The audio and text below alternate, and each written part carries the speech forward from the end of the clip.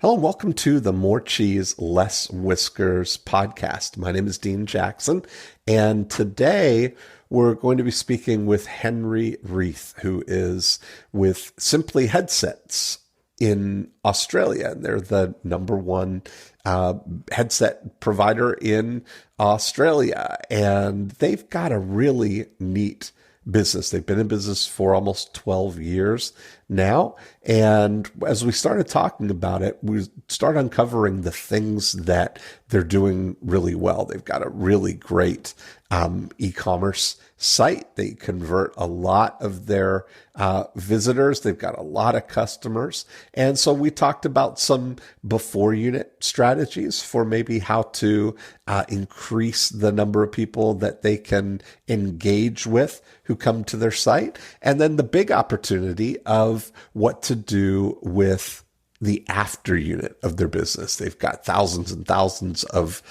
customers, and we talked about some predictive things. And I think we had a really great conversation, and I think you're going to enjoy it. So here we go.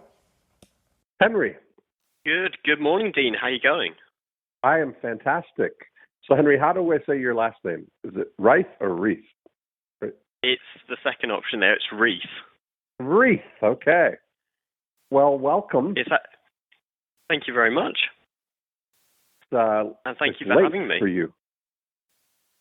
It is pretty late. But, some calls are worth, putting the extra time in a day and really waiting for. Oh, that's so great. So where in the world are you calling from right now? So I'm calling from Melbourne in Australia. Okay. And so we've had our Friday. I know this is a Friday morning for you, so we've had our entire Friday, and I can truly say it was a great Friday, so you can look forward to it. That's fantastic. Well, my Friday's starting out just the way I like it, 8 o'clock in the morning here, but I usually record the first episode at 10, so a little early for me, but it's going to be exciting because I love to wake up and hatch evil schemes. So we got a whole hour to do just that. And I'm pretty excited to, I just read a little bit about what you guys have going on. So maybe kind of fill me in, and then we can see where we can go from there. Yeah, sure. So there's sort of two halves to the company. There's one half is called Infinity Telecommunications, and we supply phone systems to businesses, sort of B2B businesses. So These are, the plastic phones that you see on your desk and the box in the corner, or now lots of it's going to the cloud. So that's one half of the business, and we're Australia's biggest independent telco company. We've also got Simply Headsets. That's a headsets brand. It sells B2B sort of style headsets. I'm actually talking to you on one right now. Oh, you sound crystal clear, like you're next door. Fantastic.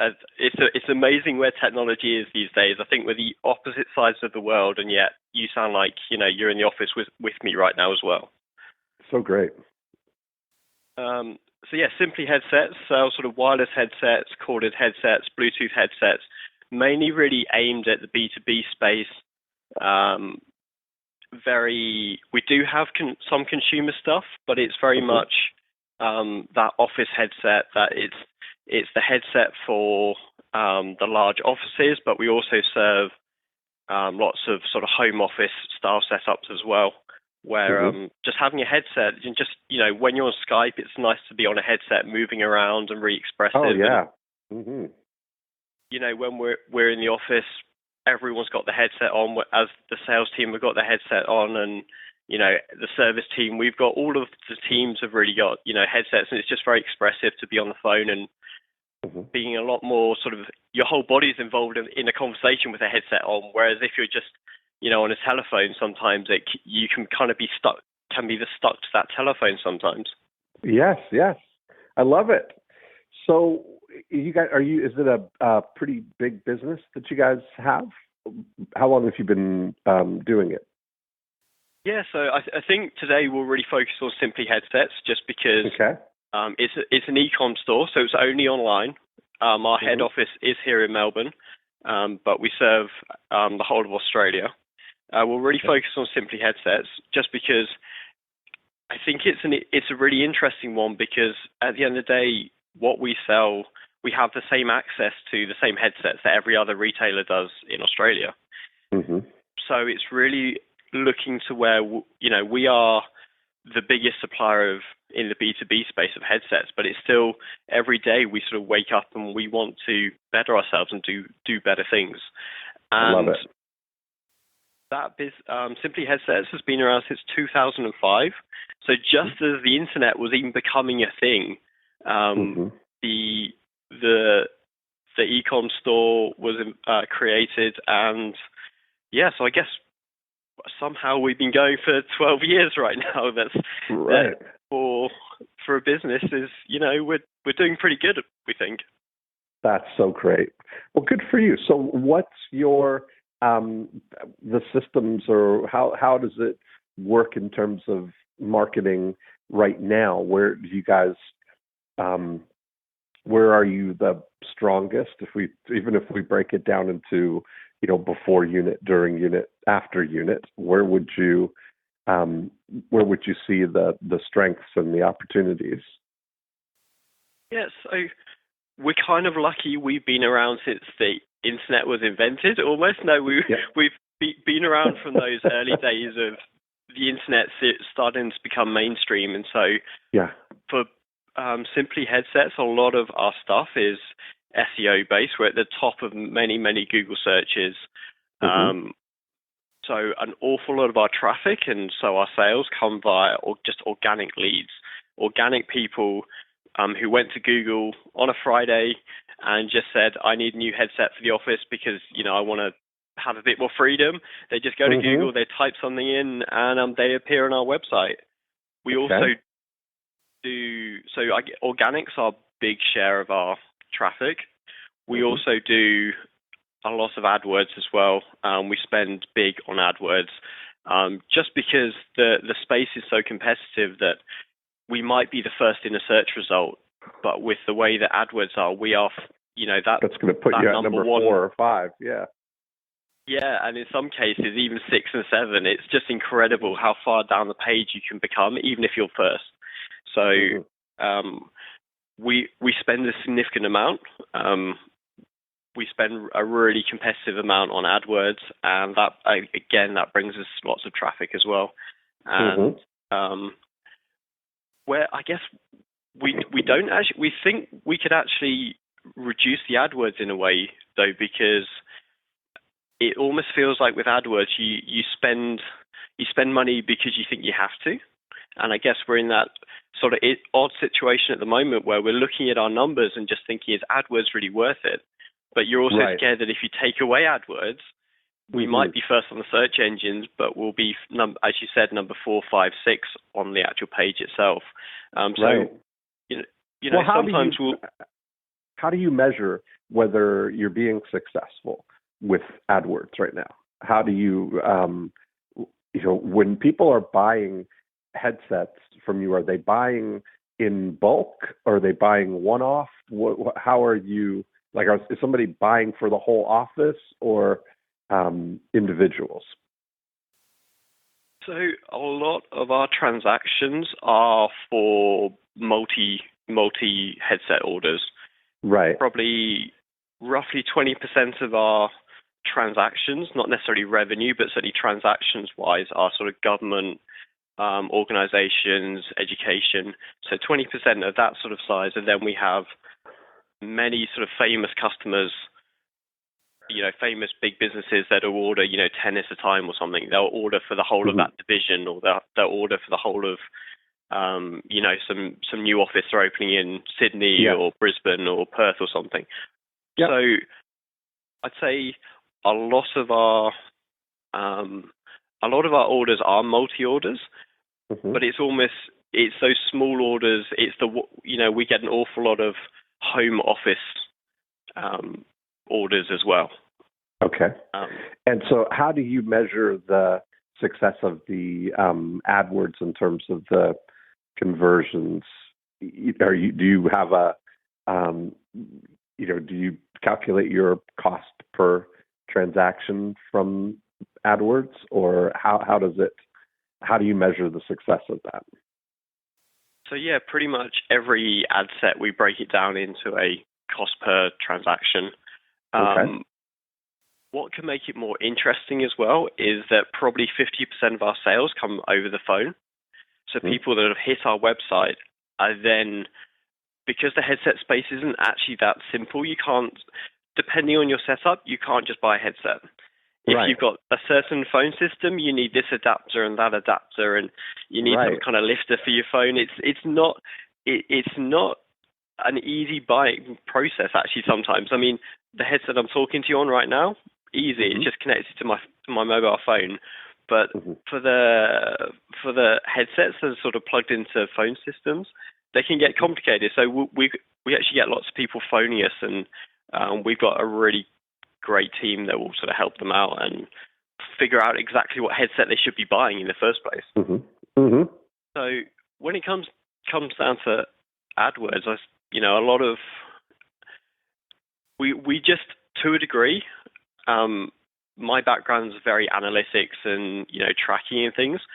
But because it's quite a complicated business and we've got so many ad sets, I'm scared to sometimes say we very much rely on the data that AdWords gives us and the tracking info that AdWords gives us, combined with some sanity checks on analytics and stuff. But kind of, I wish I didn't trust it sometimes, because you can never quite be sure. But we are quite reliant on what AdWords says is the number that's true to a degree. Yeah, and that's what I'm wondering about is the what I'm just trying to see whether you look at that individually and are having the AdWords justify itself independent of all the other stuff, like, or is it that you're taking all the revenue and the fact that a lot of the sales are organic is washing over the fact that maybe the AdWords are more expensive than you should be paying for it? Do you know what I mean? I think it's even just been the last couple of weeks. It's quite funny jumping on the phone with you now, because this has been the last couple of weeks has really been this conversation of, yes, we see revenue overall, and sure, that covers AdWords, and that's fine, and that's great. Right. But we're starting to really feel that AdWords, in terms of AdWords, isn't driving the sales. It isn't paying for itself as much as we think it could be in some areas, or should be to cover those costs. Right. That's what I was wondering, is that when you're just kind of, so you're looking at the overall online sales and the fact that a good portion of them are coming from, organic, is covering the fact that maybe the AdWords, if you were just in isolation to look at it, might not be supporting itself or justifying itself.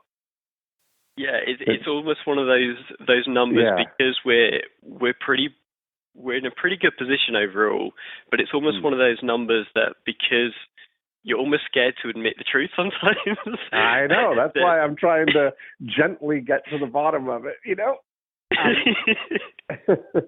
What do you use? Do you use separate tracking numbers for that, to know that when people call in, this is the source of that call, or are they all landing on the same website with the same the same phone number?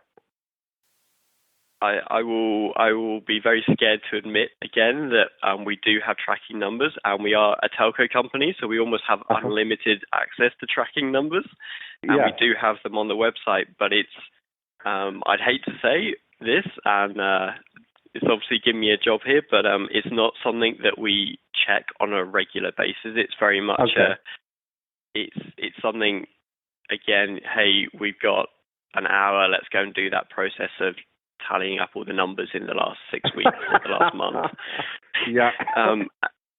And it's a funny one, because so much of what we do, and I think who I work with. I work with Pete Williams, and he, both of us are very analytics and stuff, and yet it's the one thing that we probably know we should do, but neither of us have put into an actual process and put into our monthly processes. I got it. So it's okay. I mean, because it's a big business. You're doing so many things right on different levels, and sometime you'll get to isolate those and kind of look at it. But overall, it's the big thing, and I know that it's all sort of interrelated. That you'll see, people coming in there. It's hard to do the absolute direct attribution on things like that, because it's not necessarily an impulse purchase that somebody's going online. They're not ordering a pizza. They're coming and they're doing some research and figuring out, and then they got to talk to somebody, and they got to talk to their boss, and then they got to get all the ordering approvals and all that. I mean, there's a lot of stuff that goes into it. It's not the one-time visit and then buy. So no, I get it. But it's also one of those that someone will, this week's task is to get new headsets for the office. And so we'll notice you're exactly right. People will come and do their research, and they'll probably take 2 or 3 back to their boss, or they'll find 2 or 3, and then it's something that the second they've got that approval, it might take a day or two. They'll then buy the headset. So it's something that they'll do the research, but it will actually happen quite quickly. We find between that initial visit and then the actual sale itself. I got it. So how are you addressing that in your on your website or in whatever you're doing there? Are you do you have an opt-in opportunity for people? Like, is there something that you can, in a preliminary way, get somebody's name and email? Or is it all on the website? It's all straight e-com. There's no opt-ins, no nothing. It's something that I really somehow I think we need to work on. Especially because of what you're talking about. Now, is there what kind of volume of traffic do you get to the page from organic and paid? What kind of visitor volume do you get? Overall to the website is, I will bring up the numbers just in front of me. Make sure I've got the right numbers, because in a way I'm quite proud of these numbers. It's something I'm quite proud to work on. Let's bring up some recent numbers. So let's say in a month, for instance, we will bring in, let's just get this final figure up. In a month, we'll be looking at bringing in something around 15,000 individual users. Okay. And maybe something around the 50 to 60,000 page views a month. Okay. So 15,000 users you'll end up, visitors you end up having. And then how many of those are unique visitors? Yep. Okay. And how many of those would buy? Let's just at the top and the bottom. So you're looking at around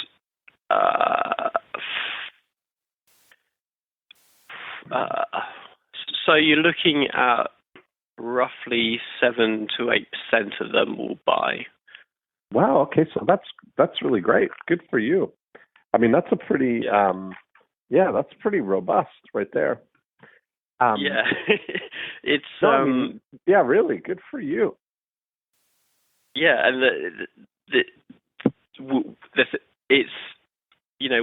we know it's pretty good, but at the same time we know every time that we can do better. So it's kind of exciting to be in this position to a degree. Yeah.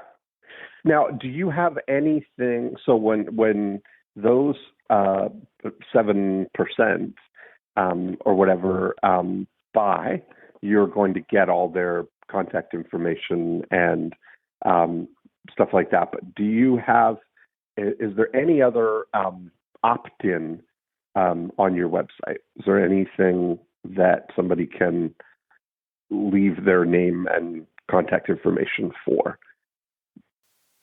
No. The only thing that you could sort of argue would be that is we have our sort of live chat. We have our live chat on our site, so people can chat to us when we're offline. So after 5:30 p.m. and things through to the next morning, that will actually be a put your email address in and put your name in, and we'll get back to you in the morning kind of setup. But there's no classic opt-in as such. Yes. Okay. So I wonder if there might be an opportunity to address the thing that is happening. Like, we look at how the sales cycle happens. You mentioned that, especially in the B2B side or the office environment, that somebody, they're at the meeting and they've decided, we need to look into new headsets, and they'll say, Terwilliger, look into headsets and tell us what, bring us back some of what the options are. And they go off and do the research, and then they present their findings to a decision maker who says, okay, let's go with these ones. And then they come back and order. That's probably what's happening, right? The way you described it. Yep. Okay. So what if we made his job, help along with that if there was even a catalog or a pricing guide or a feature guide or what would be the right word of how to choose the right headset, or feature comparisons, or headset planning guide, that would have the process that somebody would go through to decide what they need, almost like a guided consultation in a way, because on the website at the moment we do have a headset wizard that is a 3-part process to help narrow down the options. But I guess where that wizard, we could definitely improve it. It will just lead you to one product at the end. It says, based on your answers, this is the product. But I think what you're saying is right, is that when people are doing the research, is they actually want a couple of products to compare at the end of it. They don't want, here's your only product to a degree. Yeah. I'm really seeing where you're going. Yeah. Like what we want to do is that it's probably naive to think that somebody is going to, in the research phase of headsets, going to find your site, only your site, get all their information just from your site, and make a decision on that. They're going to go and research the top, 2 or 3 or more sites and do some comparison so that they can present their findings to the person who's making the decision, right? Or that they're going to do the same thing. So if they're making the decision ultimately. Does that seem to make sense? Yeah? Huge amounts of sense. Huge amounts of sense. Okay.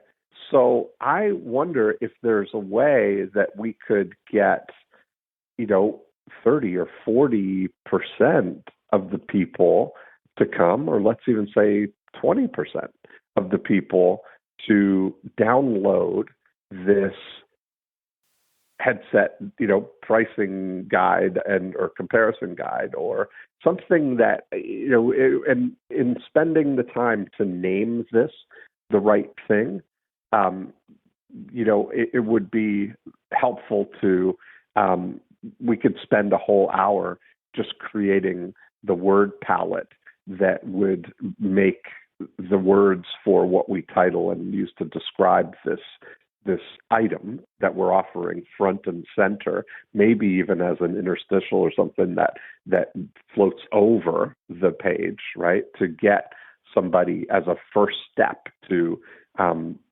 download, leave just their name and their email to get that. Now, and then it removes and they can continue shopping, but now we've got a way to reach out to them as well, Yeah. To build a list of prospects that way. That way you can then start the dialogue with somebody and have somebody reach out in a conversational way to help, and maybe, have, once they download that catalog or the pricing guide or the, PDF, way to decide what is the right, what's the right headset for your needs, and they go through that process, then of course we offer them the next steps, right? Which we could put in a super signature on the emails that we send to them. So here's your PDF, here's the thing that's got all the, to go through the process, and here's a video to help or whatever. And then whenever you're ready, here are 3 ways we can help you is, try our wizard our headset wizard that'll walk you through the process and make a recommendation for you. You can talk to a specialist, call this phone number and walk through what all of your, needs are, and they'll help you, by answering any questions, or you can order online whenever you're ready. If you just give people options and clear next steps. Yep. Yep. And I think the video idea is a very powerful one as well, because I think we don't have many videos on our site, but the few that we do, get a quite significant amount of engagement. Again, just because a headset to most people is quite an unknown thing. You kind of want to buy a headset and in the business space, and hopefully not buy another one for five years. Right. So yeah. And maybe that's your thing. Is do you sell all kinds of different headsets? Like you're not selling. Do you make your own, or are you a retailer of other brands?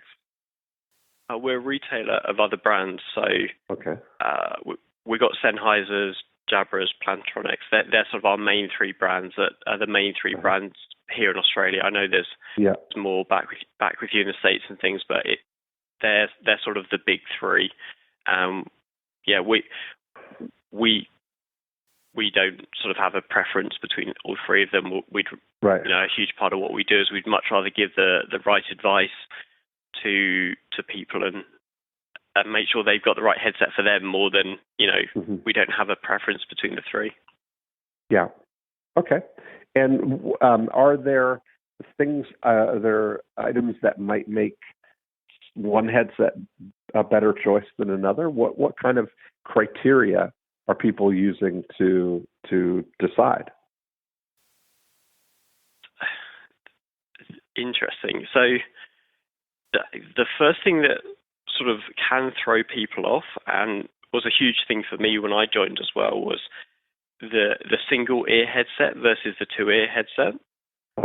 And it can sound silly, but when you're in an office environment, you don't necessarily want to cover up all your ears because you're working together. So for some people in their environment, that having a single-eared headset can be the right way to go. Versus the more classic two ears that we sort of see, walking around the streets now, as everyone's got the over-ear headphone style setup. So there's lots of two-ear style setups as well. But in an office environment, they cannot be they're not always the best thing to be having on your head. Mm-hmm.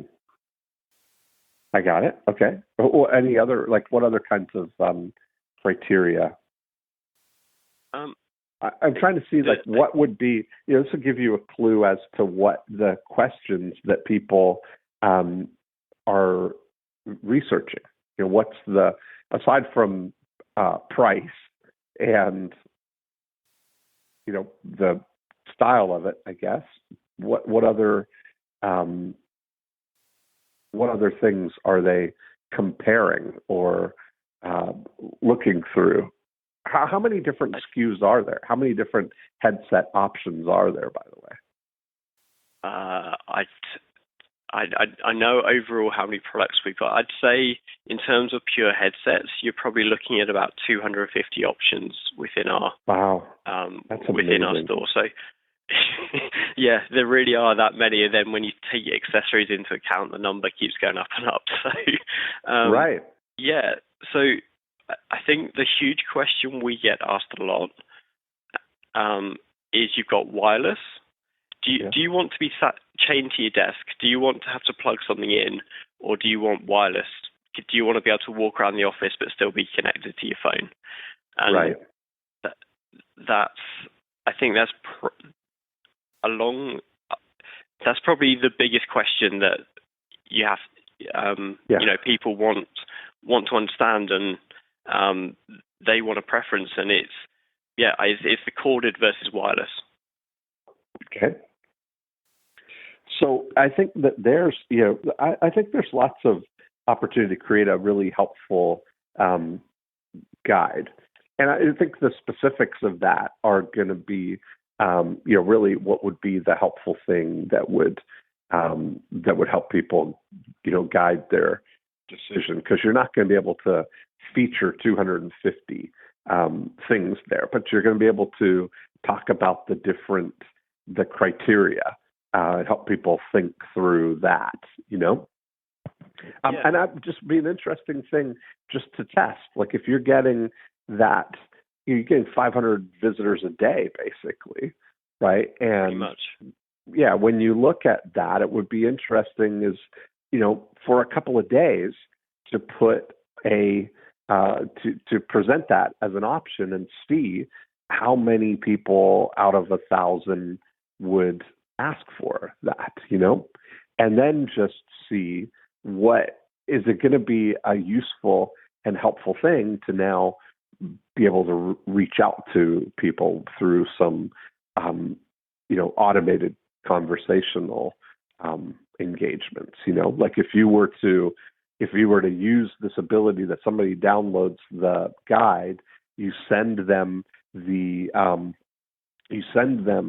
guide, and then have, here's the next 3 steps kind of thing. Either try the wizard or talk to somebody or order online, or maybe there's another option that I haven't thought of yet, but that you clearly kind of give people those options, and then the next morning to reach out and see if they're willing to engage in the dialogue. Maybe just a 9-word email type of engagement. Are you looking for headsets for yourself or for an office, or for yourself, or are you looking for wired or wireless headsets, or just something that would be engaging, just to see, are these people willing to engage in the dialogue? That's the first thing that we look for in 5-star prospects. Yeah. And yeah. Do you have a sales team that would be do you have a sales team that would be able to engage with people in that way? Yeah, I think our our sales team are amazing, to be honest. Yeah. Right. So I think that would be a very, very interesting way, and I think the sales team would also love to have those conversations as well. Sure. Because they love what they do, and I think that's the conversation that they all love having, is helping people find the right solution. So I think. But they get to have our sales team would be interested. Yeah, they get to have those conversations only with the people who reach out to them, right? That's the thing. Like, you look at, as great as your conversion rate is, still 93 out of 100 people are leaving anonymously, right? Because the only time you get to identify somebody is when they buy. You don't have a way of, knowing who people are. So your whole, the great news is your email list or your contact list, your customer list are all buyers, right? I mean, that's the good thing about that. Yeah. Mm-hmm. Well, I think that might be a good thing to test to see what can happen. Do you track how many visits, like what the from first visit to when they buy, how long it's been? Like, do you or are you able to get that kind of attribution?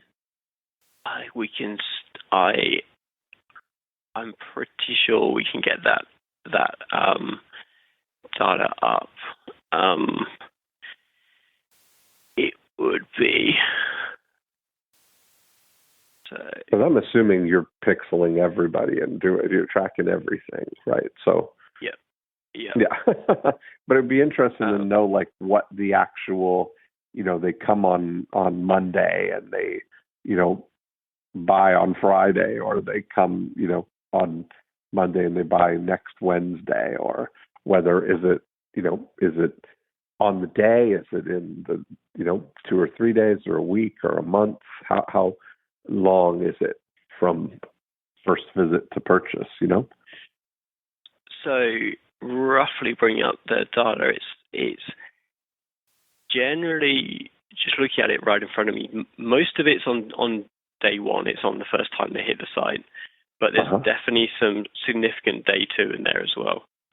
So very much following the pattern that we talked about. There's a lot of come back, get the approval and come back the next morning and come and guess everything. Yeah. Okay. So I think that might be a really interesting thing to just try and see if it makes sense. I mean, if you can, because if you can get 20% plus maybe of those people to to opt in for the guide, I definitely think. Well, we know that the people who buy would be a subset of that bigger group of people who would find that helpful, and it may be able. So. Yeah, it may make a difference. Like right now, the number, because I always take a metric-based approach to everything, right? So on a macro, you're looking that you're, basically selling 7 out of 100 visitors, which is, fantastic. And, to see what, if you can move the needle on that number, by having a chance to reach out to some of the others, And I think it would be very interesting to see the percentage of the people that opt in who then become customers, because to me, because I don't know if news has reached the States, but Amazon has not been in Australia at all until Amazon is just about to launch here. that again completely changes the e-commerce game. It completely changes where. Oh, I didn't realize they weren't in Australia at all. No, so this is a really interesting time for us. It's a really interesting time for e-commerce across Australia. Is Amazon are going to be launching here in the next couple of weeks.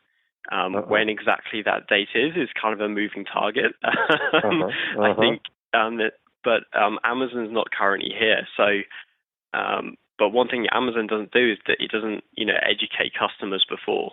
Right. And that's You're going where to have to really.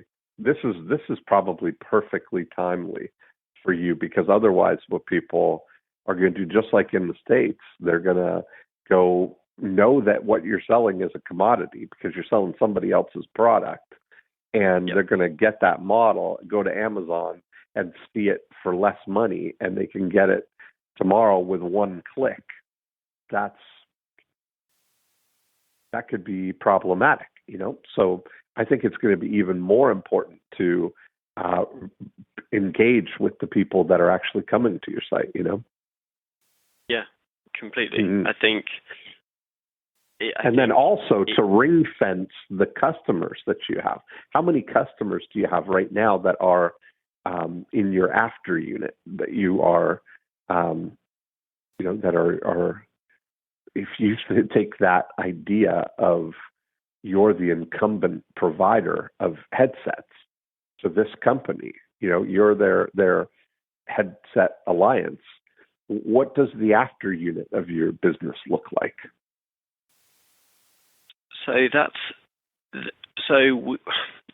We've had over 40,000 customers through the time we've been around. That's an amazing position to be in.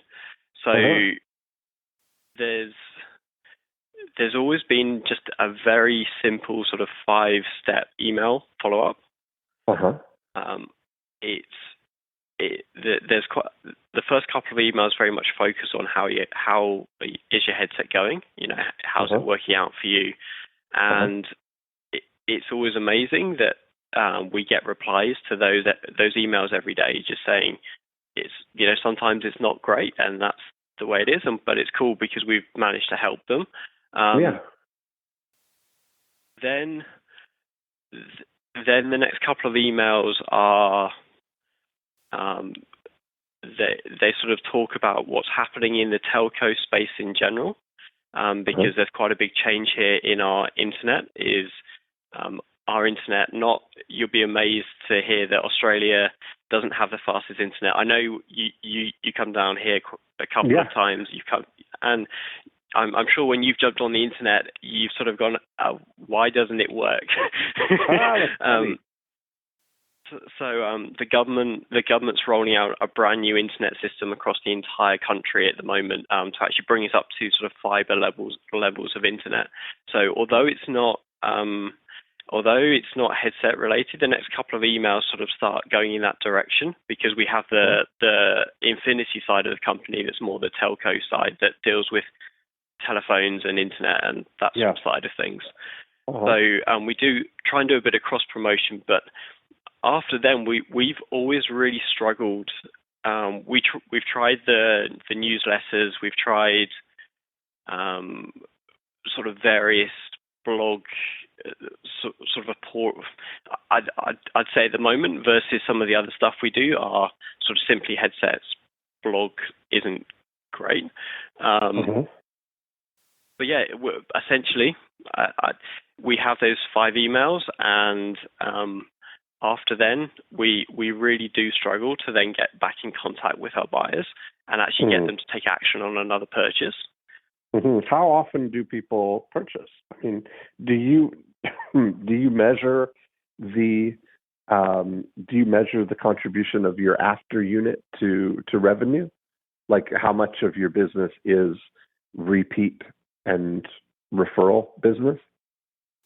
So well, I guess what I'm asking is, do you treat your after unit like a separate division of the business, or monitor it that way? Not in that way. We monitor, does the same company reorder from us? Okay, so you at least acknowledge, you at least can, if we were to parse out and say of 100% of the revenue in 2017, this year, of 100% of the revenue, what percent of that would be from clients that are already customers versus new customers, which would be your before unit? I'd say if we're talking, keep it, it's the same company ordering us, probably different people within that company. I'm going to say it's 50 to 60% is effectively returning people from within a company. Love it. Okay. That's good, right? To know that now that you've got that level of that much of your business is because you are now the supplier of headsets to that company, right? You're the incumbent. So there's definitely some value in having a more formalized way of nurturing that relationship, because if it's just those 5 follow-up emails and that the occasional things, it's even if you had like a catalog or something that would be sort of the new releases or the new, keep everybody excited about what's the new developments in headset technology or new things that are coming in there as opportunities for them. That might be an interesting way. But I think there's definitely some because you got a solid base on it.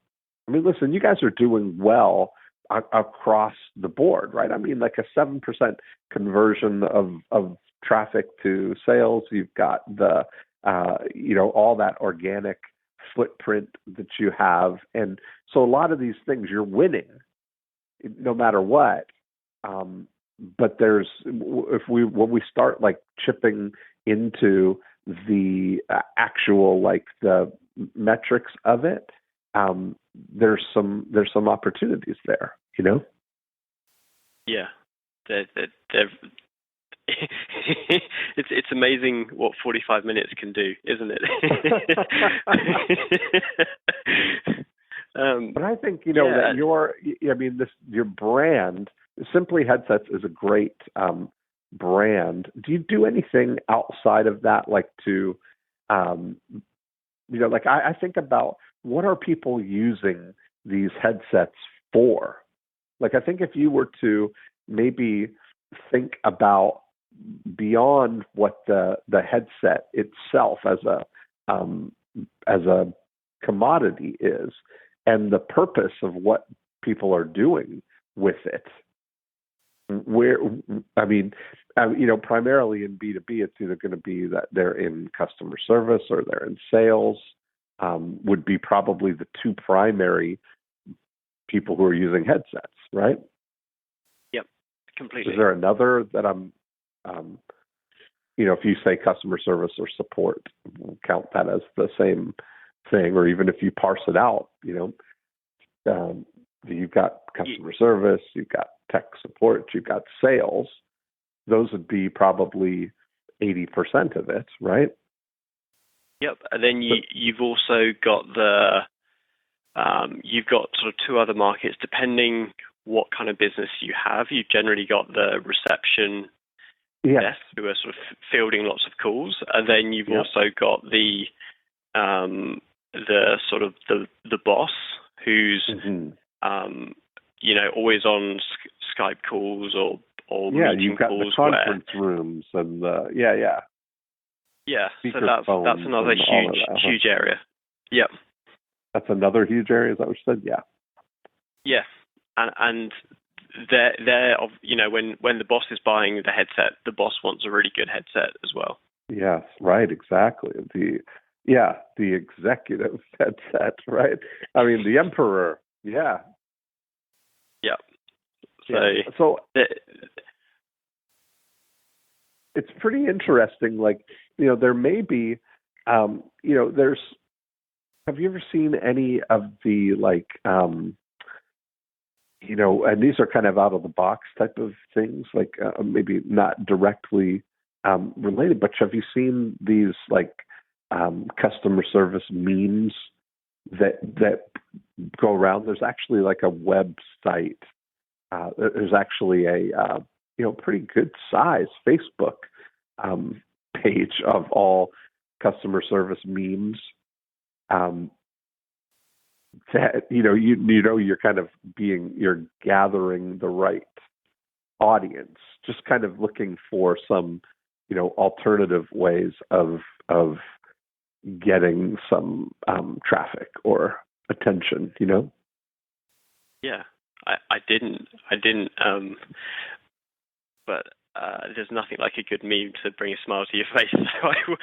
Right, exactly, and that's the kind of thing, right? If that they're doing that, and then it's simply headsets is behind that kind of thing. It's like it's a fun, it's like you're thinking about. There's a lot of talk right now about the shift of all companies being media companies.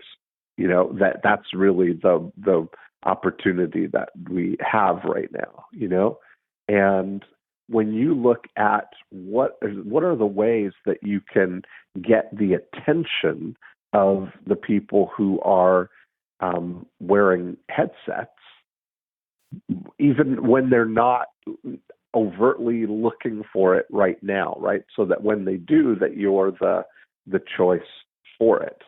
And I don't know whether, is there some, type of who's doing on the sales side, when you look at it, who's providing the training for people that are going to be using these headsets. Like if you really look at it, you're creating the tool, but who's teaching what to do? The best telephone sales,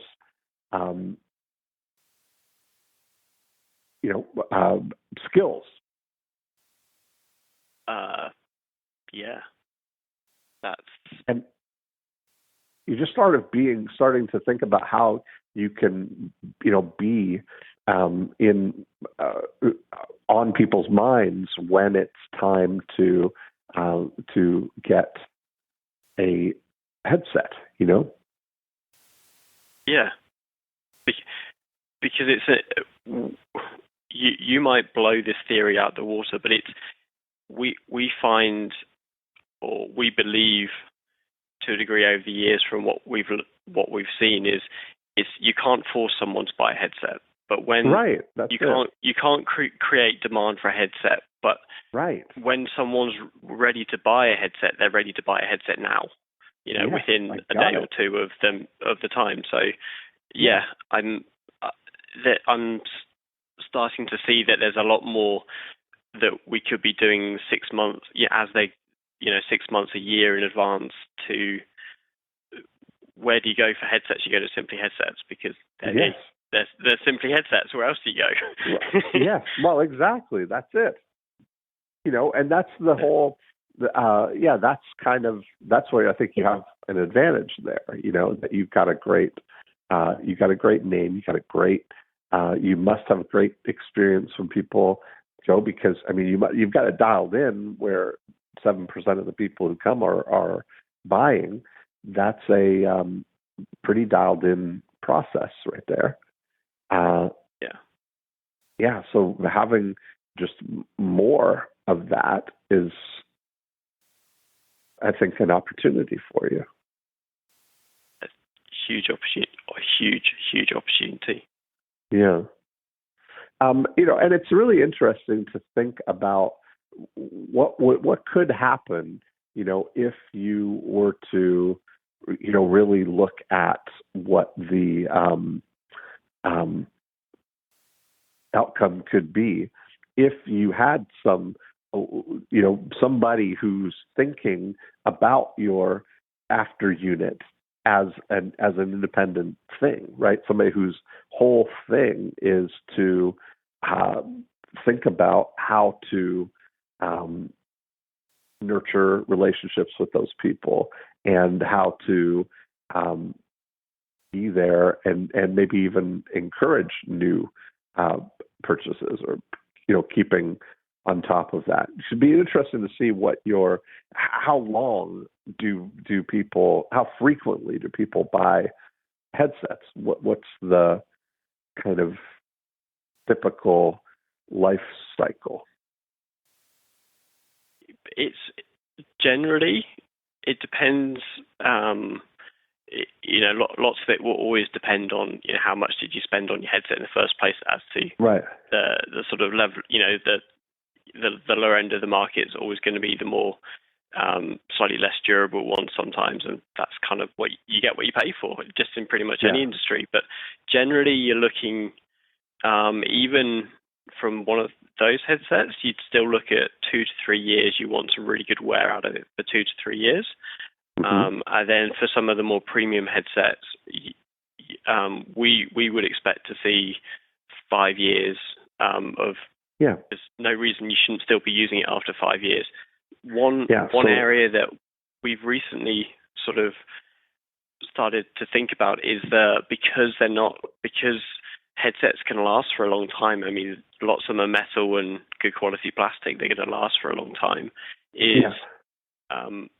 Sort of the replacement ear pads. It's the replacement small bits within a headset, and that's something that we've started to try and think about. How can we, be there at the point? Well,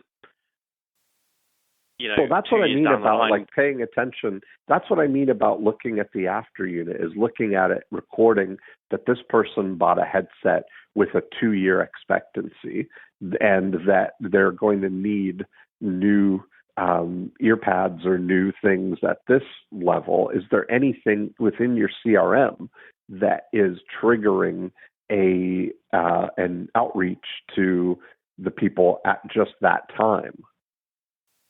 Like to do some market making within your existing clients, it's that much of an opportunity that it's worth having somebody as a after unit director, somebody who's driving just the relationship with existing customers. Yeah, I think that's becoming more and more apparent. Well,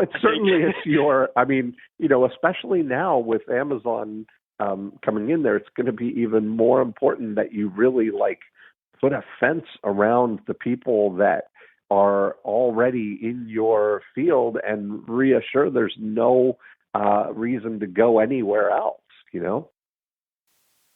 Yeah, I think, as you said, I think the time now with Amazon coming in is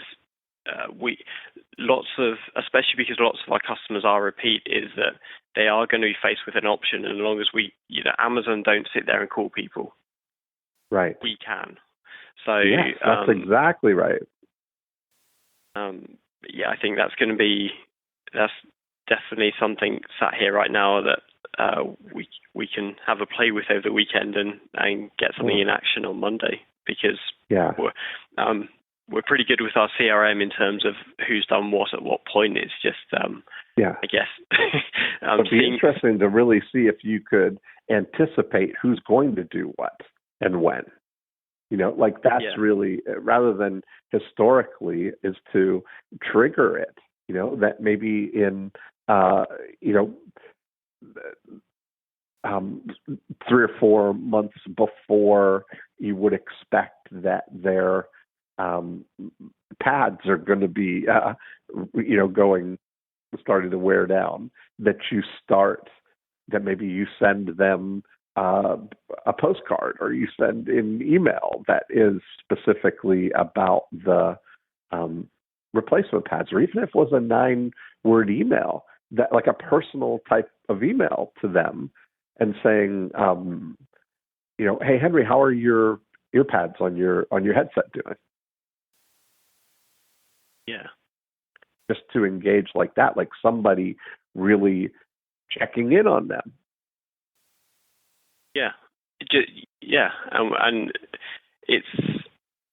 I think it's the kind of thing where probably they hadn't noticed, and lots of people probably wouldn't notice, and then it suddenly becomes something that they would notice at that point as well. Yeah, and it's like, I guess for them, it's sort of how did you know?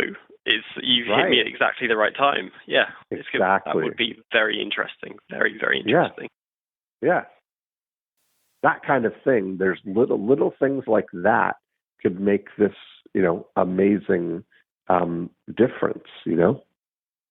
There's the other asset that you have are people who are, you've got the kind of inside track to the people who are, either sales, directors or customer service directors or whatever the things are. Are there other people who are trying to, are there people who provides the best sales training in Australia? That could be that you could partner with to provide some content. Yes, and interesting because I think that would be a very interesting one, especially because of the way Australia is set up. You can probably tell that I was born in the UK, so I can kind of see this from outside eyes to a degree as well. Is that because Australia has 5 major cities? I love business. I love doing things here because it's you've got you only have to make alliances and connect into 5 major cities, and you've got almost the whole population in those 5 places. Right. So yeah, I think, and every city has a couple of major training places, and that's it. Yeah. Because we're not that big of a country. Right. Right. And you imagine if you're then you're there everywhere because those people are trying to do, to reach those people, I mean, the whole equipment, who's selling the chairs to them, there's probably another website called Simply Chairs. Or if there isn't, we should start one. Well, exactly. But I mean, I'm just saying that's the kind of thing that they're sitting there and, you're not looking at nobody looks at the whole ecosystem of it, and nobody appoints themselves to the mayor of that category, Yeah. So you could, and I'm going to. I am. Well, your coronation, your coronation ceremony. There's no could about this one. I'm going to. Yes, I'm talking to the mayor. That's right. And I guess there's also the major office suppliers as well. That's where it all starts. Is those large scale offices is where it all starts. So I'm gonna add that to my list of things to think about. We imagine about even the startups. If you think about it at the level, not necessarily startups, but the places that are moving into new office space. That when you really start to think about that whole environment, that whole ecosystem, then you start to see where the opportunities are. You guys got nothing but opportunity, and the good news is you got a bus that's moving and profitable and converting already. So all these things are now enhancements. Just nothing but opportunity for you. Well, that's the way to wake up every day. Absolutely. So what's your takeaway here today? That went kind of quick. What's your insight takeaway for what we talked about? For chatting to someone at now 1 o'clock in the morning, that went extremely quickly. Oh, wow. I think One huge thing is just that initial opt-in and helping people with those decisions, because when people get on the phone to us, that's 90% of what they're asking us is they don't know. But to get some opt-in up front, and especially for those people that don't want to jump on the phone, that as much as so much of the population is still happy to jump on the phone, someone my age, I'm 30, I'm on this sort of this tipping block between almost two different societies where everyone who's younger than me, the last thing you ever want to do is jump on the phone. So right. I think, and everyone my age is now becoming middle and even senior managers. So I think that's a huge one that we've had the wizard on the site, but I think there's a stage even before the wizard that could be very helpful. So that's a huge takeaway for me. And I think it just the fact that I'm now the mayor of the office world, that's something on the follow-up sort of the wider partnership side. That's a huge thing. And the third thing, there's nothing like something in threes is the after unit. It's being a lot more predictive on the follow-up, because I think it's with Amazon. We're all talking about it here. It's the headline news every day at the moment. Amazon are playing a great media game, and it's just being there at the right time for our customers, because we've been with them for 12 years, and I think we do a good enough job that they shouldn't. Some people will go to Amazon, but I think we do a good enough job, and we look after people enough during the sales process that they should keep wanting to come back to us if we keep on our game. Yes, I love it. Well, that was great. I love having it's a different business. That's what I love about doing this More Cheese, Less Whiskers podcast is the variety. There's never a shortage of different types of businesses, but the 8 profit activators apply to every one of them. So I had fun. That was really, really good. I had fun too. Thank you very much, Dean. Thank you for waking up, and thank you for hatching some evil schemes this early in the morning. Awesome. Thanks. I'll talk to you soon. Have a great day.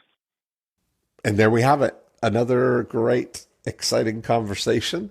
And, it was fun. It's always fun when we crown a new mayor. And so we've seen and witnessed the crowning of Henry Reith to the position of the mayor of his ecosystem. And there's nobody stopping him. Nobody, we just took the position.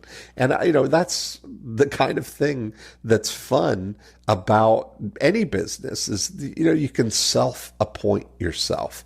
That sounds a tongue twister. You can self-appoint yourself.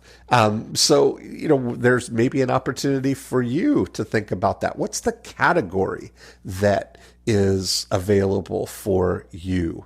And how can you really align with the other people who are also trying to reach that ecosystem, or who have people? We even identified everybody wearing a headset is sitting in a chair, and there's probably a website called Simply Chairs. So even just aligning with those people and sharing information and sharing introductions, that could be a great business development opportunity. So it's always nice to look for those things. But I really enjoyed it. I think they're gonna. I'm anxious to see how it all unfolds for Henry and the team. So if you'd like to continue the conversation here and maybe be a guest on the show, we could hatch some evil schemes for you. You can go to morecheeselesswhiskers.com and download a copy of the More Cheese, Less Whiskers book. And if you'd like to be a guest, just click on the Be a Guest link and tell me a little bit about your business, and then I would love to hatch some evil schemes with you. If you'd like to see where the big opportunity is in your business right now, go to profitactivatorscore.com. and try our Profit Activator scorecard. It walks you through an assessment for the 8 profit activators to see where you stand right now and where you may have the biggest opportunity. So you can do that, profitactivatorscore.com. Okay, that's it for this week, and we will talk to you next time. Bye-bye.